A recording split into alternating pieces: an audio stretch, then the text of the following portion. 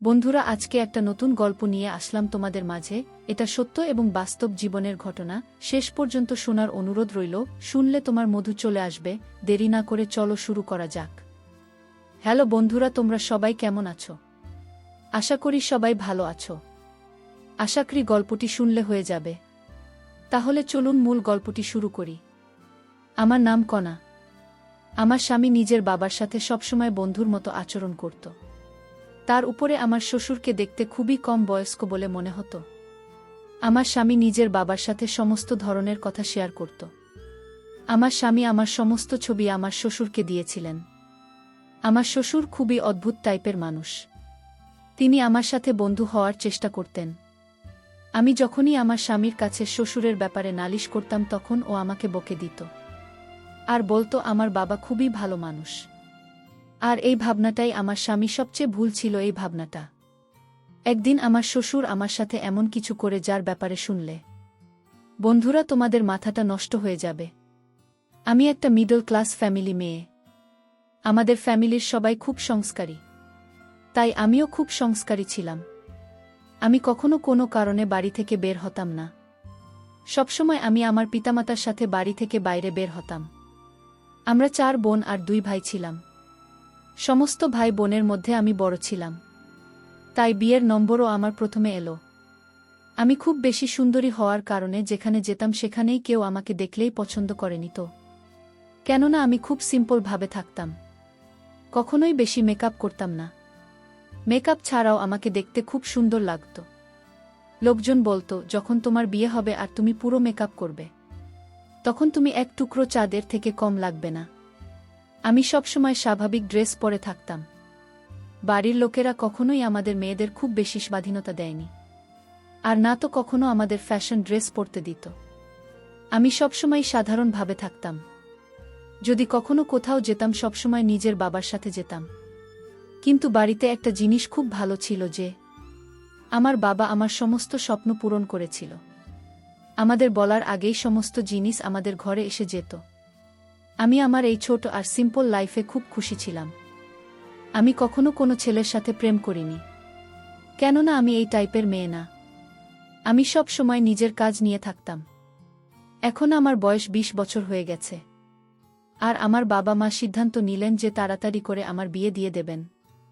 আমার বাবা মা আমার জন্য এমন একটা সম্বন্ধ দেখছিলেন যা আমাদের মতো সিম্পল হবে। তার সাথে সাথে আমাদের ফ্যামিলির সাথে মিলে আমার বাবা মায়ের কথা ছিল, ছেলের পড়াশোনা জানার সাথে সাথে দেখতে স্মার্ট হতে হবে। কেননা আমার বাবা মা চাইতেন না যে আমার বিয়ে এমন কোনো ছেলের সাথে হোক যে দেখতে ভালো নয়, তার না তো বেশি পড়াশোনা জানে। কেননা এর আগে আমার জন্য অনেক সম্বন্ধ এসেছিল, কিন্তু আমি পড়াশোনা করছিলাম বলে বাবা মা আমার বিয়ে দেননি। এখন যদি আমার বিয়ে কোনো যেমন তেমন ছেলের সাথে হয়, তাহলে লোকের নানান কথা শুনতে হবে। তারা বলতো যে মেয়ের জন্য যখন ভালো ভালো সম্বন্ধ এসেছিল তখন মেয়ের বিয়ে দিলে না, আর এখন যেমন তেমন ছেলের হাতে নিজের মেয়েকে তুলে দিলে। আমার জন্য এক সেরকমই ছেলের সময় এলো। ছেলে অনেক পড়াশোনা, হাই ক্লাস 5, ওদের নিজস্ব বিজনেস, আর ওদের অনেকগুলো বাড়িও ছিল, আর ওদের ফ্যামিলিতে শুধুমাত্র ওর বাবা ছাড়া আর কেউ নেই। এই সব বন্ধ এলে আমার বাবা মায়ের এসব বন্ধ খুব পছন্দ হয়, কেননা ছেলের ফ্যামিলিতে বেশি লোক নেই। আর এই সময়টা এত ভাল ছিল যে না করার কোনো কারণই ছিল না। আর ছিল যখন আমার ছবি দেখে তখন সে আমাকে পছন্দ করেনি। আমার বিয়ে পাকা হয়ে গেল, আর কিছুদিন পরেই বিয়ে হয়ে শ্বশুরবাড়িতে এসে গেলাম। শ্বশুরবাড়িতে কোনো মহিলা নেই, আর শুনেছিলাম যে আমার স্বামী তার বাবার সাথে খুব ফ্রেন্ডলি ছিল, আর দুজনে নিজেদের মধ্যে এমনভাবে থাকে যেন তারা দুজন বেস্ট ফ্রেন্ড। দুজনেই নিজেদের মধ্যে একে অপরের সমস্ত কথা শেয়ার করতে। আমার শাশুড়ি অনেক বছর আগেই মারা গিয়েছেন, যদিও আমার শ্বশুরকে দেখতে খুবই স্মার্ট, আর তাকে দেখে মনে হতো না যে আমার স্বামী তার ছেলে, যেন মনে হতো আমার স্বামীর বড় দাদা। আমার স্বামীর নাম আসলাম। তাকে আমার খুব পছন্দ হয়েছিল, কেননা সে নিজের বাবার মতো খুব স্মার্ট ছিল। আমার শ্বশুর সবসময় সেজেগুজে থাকতেন। তিনি ছেলের কারণে দ্বিতীয় বিয়ে করেননি, কারণ তিনি মনে করতেন তার দ্বিতীয় স্ত্রী তার ছেলেকে নিজের মায়ের মতো ভালোবাসা দিতে পারবে না। সেই কারণেই তিনি আর বিয়ে করেননি। আমার স্বামীর ব্যবহার খুব ভালো। সে বিদেশে থেকে পড়াশোনা করত। পড়াশোনা শেষ হওয়ার পরে সেখানে শহরে নিজের ব্যবসায় চালায়। যখন বিয়ে হয় আমি শ্বশুরবাড়িতে এলাম। তখন দেখলাম আমার শ্বশুর আমার সাথে খুব ইয়ার্কি ফাজলামি করেন। আমার শ্বশুর কাজের জন্য বেশিরভাগ সময় গ্রামেই থাকতেন। শুনেছি তার একটা বাংলো আছে। তার শ্বশুর সেই বাংলোতেই থাকতেন। এদিকে আমার স্বামী ঢাকা শহরের বাড়িতেই থাকত। যখন আমার শ্বশুরের মন হতো তখন এখানে এসে থাকতেন। আর যখন মন চাইতো তখনই ঘর বাংলোতে থাকার জন্য চলে যেতেন। আমার স্বামী আমাকে নিয়ে খুব খুশি ছিল। সে বলতো, আমি জানতাম না যে এত সিম্পল আর সংস্কৃতি বা মেয়ে আমার জীবনে আসবে। সে তো বিশ্বাসই করতে পারত না যে আজকের যুগে এতটা সংস্কারী আর সিম্পল মেয়ে এখনও আছে, কেননা মডার্ন যুগ আর সব মেয়েরাই এই যুগে নিজেকে মডার্ন বানিয়ে রাখতে চায়। কিন্তু আমার স্বামী বলতো, তুমি যত সিম্পল থাকতো সুন্দর লাগে, তোমার সিম্পলই তোমার সৌন্দর্যের পরিচয়। আমার শ্বশুর আমাদের বিয়ে উপলক্ষে ঢাকায় এসেছিলেন। বিয়ের 7 দিন পরেই শ্বশুর আমার স্বামীর হাতে হানিমুনে যাওয়ার জন্য ইউরোপের টিকিট ধরিয়ে দিন। আমার স্বামী শ্বশুরের সারপ্রাইজ পেয়ে খুব খুশি হয়। এরপরে আমরা ফ্রান্সে হানিমুনে চলে এলাম। এখানে যখন আমরা এলাম, আমি আমার শ্বশুরের ফেসবুক পেজ চেক করে দেখলাম তার অনেক ফলোয়ার, যার মধ্যে বেশিরভাগ নিয়ে। তার এত ভালো ভালো ছবি আপনি ছিল যে তাকে দেখে কেউ বলতে পারবে না যে উনি একজন বয়স্ক মানুষ। এত ইন্টারেস্ট থেকে আমি অবাক হয়েছিলাম। এত বয়স হওয়ার পরেও তার হাবভাব 25 বছরের যুবক ছেলেদের মতো। কিন্তু আমি ভাবছি তিনি যদি এরকমই হন তাহলে বিয়ে করেননি কেন?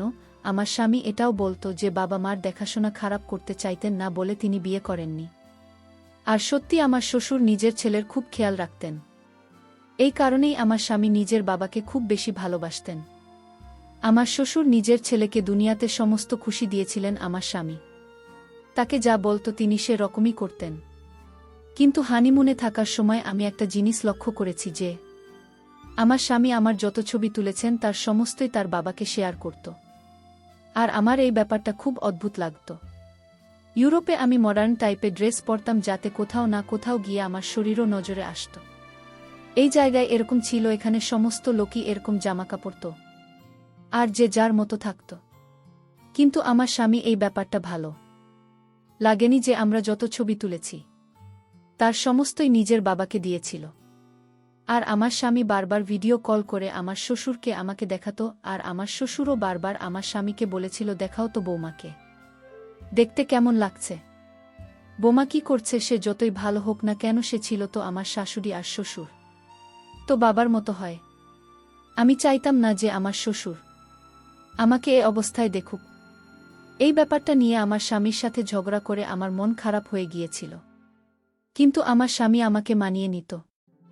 আমার স্বামী আমাকে বলতো, যদি বাবা আমার কাছে ছবি আর ভিডিও চায় তাহলে আমি কিভাবে তাকে না করব। শ্বশুরবাড়ির পরিবেশ একদম ফ্রি ছিল। আমার স্বামী বলতো যে এখন তোমার বিয়ে হয়ে গেছে, এই সতী সাবিত্রী পান্না ছাড়াও আর এই লজ্জা পাওয়ার ধন বন্ধ করো। যখন তুমি নিজের বাবার বাড়িতে ছিলে তখন সবসময় বাড়ির মধ্যে আটকে থাকতে, কিন্তু এটা তোমার শ্বশুর বাড়ি, এখানে নিজের জীবনকে উপভোগ করো। আমাদের হানিমুন কমপ্লিট হয়ে গেছে আর আমরা বাড়িতে চলে এসেছি। যখন আমরা বাড়িতে এলাম তখন আমার শ্বশুর আমাদেরকে দেখে আমার স্বামীকে ধরে কাঁদতেছিল। এরপরে তিনি আমার দিকে ও গলা মেলার জন্য এগিয়ে আসছিলেন। আমি তাকে থামিয়ে দিল, আমার পিছনে সরে এলাম। আমার এই ব্যবহার আমার স্বামীর ভাল লাগেনি, কিন্তু শ্বশুর এই ব্যাপারটা হেসে কাটিয়ে দিলেন আর তিনি পিছনে পিছিয়ে গেলেন। কিন্তু আমি লক্ষ্য করলাম আমার স্বামী আমার দিকে ঘুরছিল। আমি শ্বশুরের সাথে কোনো কথা না বলে নিজের ঘরে চলে গেলাম। কিছু সময় পরে আমার স্বামী ঘরের মধ্যে এসে আমাকে বলতে লাগল, আমার কাছে তোমার এই ব্যাপারটা একদমই ভাল লাগেনি। তুমি আমার বাবার সাথে ভালো ব্যবহার করেনি। সে তোমার সাথে গলা মেলানোর জন্য আসছিল, তা তুমি পিছনে সরে গেলে। আমি আসলামকে বললাম, তিনি আমার শ্বশুর, তিনি কিভাবে আমার গলা পারেন? আমার স্বামী বলল, বড়লোকদের মধ্যে এরকম আচরণ খুবই সাধারণ ব্যাপার। তুমি কিভাবে জানবে? তুমি তো সারা জীবন ঘরের মধ্যে বন্ধ থেকে জীবন কাটিয়ে দিয়েছে। এমনিতে তো স্বামী আমাকে খুব ভালোবাসত, কিন্তু যখনই ওর বাবার কথা আসে তখনও সিরিয়াস হয়ে যেত। এভাবেই দিন কাটতে লাগল। তার দিন দিন আমার প্রতি আমার শ্বশুরের ব্যবহার অদ্ভুত লাগতে লাগল। এই অবধি ঠিক ছিল যে আমার স্বামীর সমস্ত কথা নিজের বাবার সাথে শেয়ার করত, কিন্তু অবাক তো আমি তখন হয়েছিলাম যখন জানতে পারলাম আমার স্বামী আমাদের স্বামী স্ত্রীর মধ্যে যা হয় সব কিছু নিজের বাবার সাথে শেয়ার করে। এটা হয়তো আমার স্বামীর জন্য কোনো বড় ব্যাপার ছিল না, কিন্তু আমার মনে এটা অনেক বড় ব্যাপার। আমি তো আমার মার সাথে এসব ব্যাপারে কখনো কোনো কথা বলতে পারবো না, কেননা স্বামী স্ত্রীর মধ্যে হওয়া কথা কারো সাথে শেয়ার করা উচিত না। সমস্ত কথা ওর বাবাকে বলে দিত, আর এই ব্যাপারে আমার স্বামী নিজেই আমাকে বলতে থাকত। ও যখন আমাকে বলতো আমি তোমার এই কথা বাবাকে বলেছি, তার বাবা তোমার কথা শুনে, আমি এই সব কথা খুব রেগে যেতাম। আমার এই ব্যাপারটা একদমই ঠিক বলে মনে হতো না। এখন তো ধীরে ধীরে শ্বশুরের ব্যবহার আমার আরও বেশি অদ্ভুত মনে হতে লাগল, কেননা আমি শুনেছিলাম যে আমার শ্বশুর বেশিরভাগ সময়ে ঘর বাংলোতেই থাকতেন, কিন্তু যেদিন থেকে আমার বিয়ে হয়েছে সেদিন থেকেই তিনি বাড়িতেই থাকতে শুরু করেছেন। তিনি তো এখান থেকে যাওয়ার নাম অবধি করছেন না, আর সবসময় আমার দিকে তাকিয়ে থাকতেন। আমার সাথে খুব খারাপ খারাপ কথা বলতেন, যেটা শোনার সাথে সাথে আমি লজ্জায় পড়ে যেতাম। আমি যখন আমার স্বামীকে নিজের শ্বশুরের ব্যবহারের ব্যাপারে বলতাম, তখন ও বলতো আমার বাবা মডার্নার বড় লোকদের সাথে চলাফেরা তার অভ্যাস, এরকম হয়ে গেছে। এটা তো তোমার কপাল ভালো যে আমার বাবা ও অন্যান্যদের মতো তোমার উপরে কোনো বিধিনিষেধ করেননি। তুমি এত ভাল শ্বশুর পেয়েছ, তাই তো তোমার এসব সঙ্গী হচ্ছে না। এইসব কারণে আমার মনে হতো আমার স্বামী কখনোই আমার কথা বিশ্বাস করত না, আর সবসময় নিজের বাবার সামনে আমাকে ভুল প্রমাণ করতে থাকত। আমার সঙ্গে বারবার একটাই কথা বলতো, হাই স্ট্যাটাস এর লোকেরা এরকমই হয়, আমি তো মিডিল ক্লাস ফ্যামিলির মেয়ে ছিলাম, তাই আমাদের ব্যবহার তাদের সাথে হয়ে ওঠেনি। আমাদেরও বড় লোকদের সাথে উঠাপসা ছিল, কেননা আমাদের বেশিরভাগ আত্মীয় স্বজনের অনেক বড়লোক। মাঝে মাঝে আমার মনে হতো আমার স্বামী আমার সম্মানের কোনো পরোয়াই নেই তো, কেননা আমি শ্বশুরের খারাপ ব্যবহারের কারণে তার সাথে কথা বলা বন্ধ করে দিয়েছি। আমার স্বামী বলতো আমার বাবার এই বাড়িতে থাকা অবস্থায় কখনো যেন এরকম মনে না হয় যে তুমি তার সাথে কথা বলছো না, যদি এরকম হয় তাহলে আমার থেকে খারাপ কিছু হবে না। আমি এখানে বিয়ে হয়ে আসার পরে খুব বড় সমস্যায় ফেঁসে গেছি। একদিকে শ্বশুরের ব্যবহার আমার পছন্দ হতো না, আর অন্যদিকে আমার স্বামী আমার কোনো কথাই বুঝতে চাইত না। প্রথম প্রথম আমার স্বামীর ব্যবহার আমার সাথে ভালোই ছিল, কিন্তু যখনই ওর বাবার কথা আসে তখন ও আমাকে খুব অপমান করত। একদিন তো আমরা একটা অনুষ্ঠানে গিয়েছিলাম, আর ওখানে তো আমার শ্বশুর সমস্ত সীমা পার করে দিয়েছিলেন। আমার শ্বশুর নিজের বন্ধুদের সঙ্গে আমার পরিচয় করালো। আমার শ্বশুরের বন্ধুরাও তার মতোই পুরো যুবক দেখতে। আমার শ্বশুর বারবার নিজের বন্ধুদের সাথে আমার পরিচয় করাতো, আমার এসব একদমই পছন্দ হচ্ছিল না। তাই আমি আমার স্বামীকে বললাম যে দেখো, তোমার বাবা তার বন্ধুদেরকে বারবার আমাকে দেখাচ্ছেন, নিজের বোমাকে নিজের বন্ধুদের দেখাতে। আমার স্বামী বলল, শুরু হয়ে গেল। সে বলল, কনা প্লিজ, তুমি পুরনোদের চিন্তাধারা থেকে বের হব। আমরা প্রথমবার বিয়েতে এসেছি, কিন্তু আমাকে চেনে না, আর তাই তো বাবা সবাইকে তোমাকে চিনিয়ে দিচ্ছেন। আমি আমার স্বামীকে যাই বলতাম না কেন, ওর কানে আমার কথা ঢুকত না। আমার এখন ভিতরে ভিতরে ভয় করতে শুরু করেছে, কেননা আমি বুঝতে পারছি যে আমার সামনে নিজের বাবাকে যতটা ভালো মনে করি তিনি সেরকম একদমই না। তখনকার উদ্দেশ্য বদলে যায়, আমরা বুঝতেও পারি না। একদিন আমার স্বামী বলল কাজের কারণে তাকে একদিনের জন্য শহরের বাইরে যেতে হবে। আমি আমার স্বামীকে বললাম, আমাকে তোমার সাথে নিয়ে চলো, আমি বাড়িতে একা থেকে কি করব। আমার স্বামী বলল, আমি লোকদের সাথে মিটিং করতে ব্যস্ত থাকব, তাই তোমাকে সময় দিতে পারবো না। আমি বললাম, তাহলে তুমি আমাকে আমার বাবার বাড়িতে রেখে এসো। অনেক দিন হয়ে গেছে, আমি আমার বাবার বাড়িতে যাইনি, যখন তুমি ফিরে আসবে তখন আমাকে নিয়ে এসো। কিন্তু আমার স্বামী আমার এই কথাতে রাজি হল না। তার বল, এখন তোমার বাবার বাড়ি শ্বশুর বাড়ি, এটাই শুধু একদিনের তো ব্যাপার, আর বাড়িতে বাবা থাকবে তোমার খেয়াল রাখার জন্য। আমি মনে মনে ভাবলাম, আমার সবচেয়ে বেশি ভয় তো তোমার বাবাকে নিয়ে, কেননা কখনো কখনো কথায় কথায় আমার শ্বশুর আমার সাথে সেলফি তুলতে চাইত। আমি আমার শ্বশুরের উপরে খুব বেশি বিরক্ত ছিলাম, মনে মনে চাইতাম সে যেন তার ঘর বাংলাতে চলে যায়। কিন্তু যখন থেকে আমার বিয়ে হয়েছে তখন থেকেই তিনি ঘর বানাতে যাওয়া ছেড়ে দিয়েছেন। আমার স্বামী মনে করত যে আমার শ্বশুর আমার খেয়াল রাখবে, কিন্তু আমি শ্বশুরকে নিয়ে বেশি ভয় পেতাম। আমার মনে হতো যে আমি তার বৌমা নয়, তার কোনো গার্লফ্রেন্ড যাকে সে বিয়ে করতে চায়। কিন্তু আমি পরিষ্কার শব্দে আমার স্বামীকে বলতে পারছিলাম না, কেননা আমি জানতাম যে আমার স্বামী আমার প্রতি বিরক্ত হয়ে যাবে, আর তাই আমার স্বামীকে এ ব্যাপারে কিছু বললাম না। স্বামী আমাকে রেখে শহরে চলে গেলেন। এইদিকে আমি আর আমার শ্বশুরবাড়িতে। আমার মনে মনে অনেক ভয় হতে শুরু করল। আমি রাতের খাওয়া দাওয়া শেষ করে নিজের রুমে ঘুমাতে গেলাম। আমি রুমের দরজা ভিতর থেকে নল করে ঘুমিয়েছিলাম। রাত যখন 1টা বাজে তখন আমার রুমের দরজায় নক করল। আমি বুঝতে পারছিলাম এটা শ্বশুর আব্বাই ছাড়া আর কেউ না। আমি রুমের ভিতর শুয়েছিলাম। আমি যখন শ্বশুরের ডাকে সাড়া দিইনি, তখন শ্বশুর আব্বা জোরে জোরে দরজায় নক করতে থাকে। আমার ভয় সারা শরীর কাঁপতেছিল।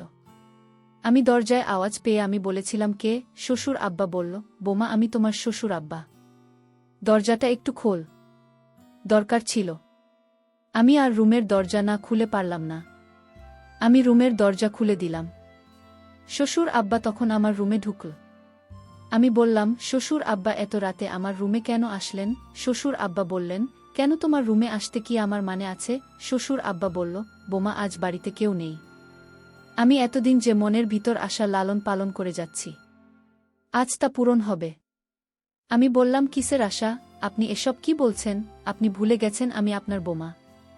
আপনি নিজের স্থানে থাকুন, আমার স্থানে আসার চেষ্টা করবেন না। তাহলে আপনার ছেলে বাড়িতে আসলে কিন্তু আপনার সমস্যা হবে।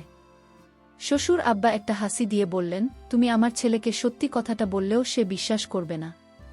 এই কথা বলতে আমি শ্বশুর আব্বাকে একটা জোরে ধাক্কা মেরেছি। শ্বশুর আব্বা দেওয়ালে গিয়ে চাপ খেল। সুরের মাথায় আঘাত লাগে। আর এই সুযোগে আমি বাড়ি থেকে পালিয়ে চলে আসলাম। যে বাড়িতে বোমার কোনো মান সম্মান থাকে না, আর সেই বাড়িতে আমিও থাকব না। তারপর আমি শ্বশুরের সমস্ত কিছু উল্লেখ করে স্বামীর কাছে পাঠিয়েছিলাম। আর আমি তাকে ডিভোর্স লেটারটাও পাঠিয়ে দিলাম। আমি বুঝতে পেরেছিলাম আমার সংসার এই ঘরেই হবে না। কারণ যে শ্বশুর আর স্বামীর মধ্যে কোনো পার্থক্য নাই, বোমাকে স্বামীও পেতে চায়, আবার শুরু পেতে চায়, এটা কোনোভাবে সম্ভব ছিল না আমার পক্ষে। কারণ আমার মা বাবা এই ধরনের শিক্ষা আমায় দেয়নি। তো বন্ধুরা, আজকে এই পর্যন্ত। সবাই ভালো থাকবেন, সুস্থ থাকবেন। ধন্যবাদ।